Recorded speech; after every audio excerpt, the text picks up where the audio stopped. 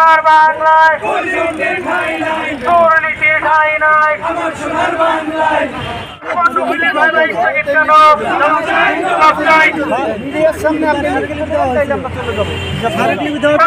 Viva নিয়ে তাও আমি মতের একটাই তফাৎ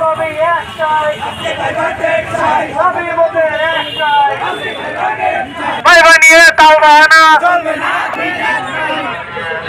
তবে মতের একটাই তফা আমাদের একটাই বেদা দিয়ে টিকতে চাই বেদা দিয়ে টিকতে চাই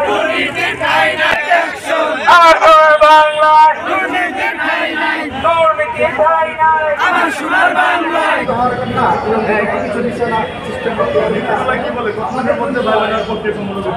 না নীতিমালা হলো একটা ক্যান্ডিডেটের উপর আমার বেশি লোকের বেশি দিন লাগবে আমার এখানে ৩০ লোকের ভাইবা নিতে 2 দিন লাগে এখন সপ্তাহে 5 দিন করে ধরে এবার অনেক দিন থেকে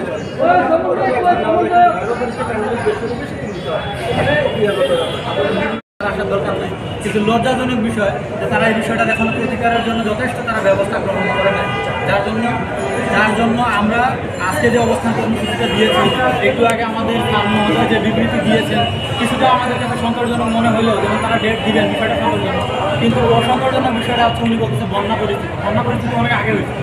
তারপরে এখন যারা 39 জন সরি 29 জন যে ভাইবার প্রার্থী আছে তারা তো তাদেরকে বলে নাই যে আপনারা বন্যার কারণে পরীক্ষাটা বন্ধ রাখেন।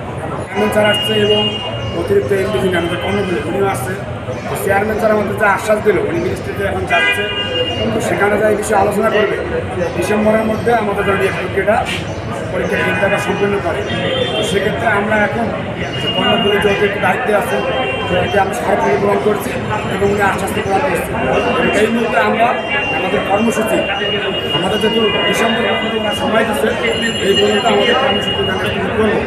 পরবর্তীতে যদি ওরা আমাদের বলতে আশ্বাস দিচ্ছে স্টেটমেন্ট লিখিত দেয় না, আমরা যদি জমা দিচ্ছি জমা নিচ্ছি লিখিত আমাদের ডকুমেন্ট জমা নিচ্ছে ডিসেম্বরের মধ্যে সময় বলছে। যদি তারা এই সময়ের মধ্যে যদি না করে সেক্ষেত্রে আমরা পরবর্তী পদক্ষেপ নেব।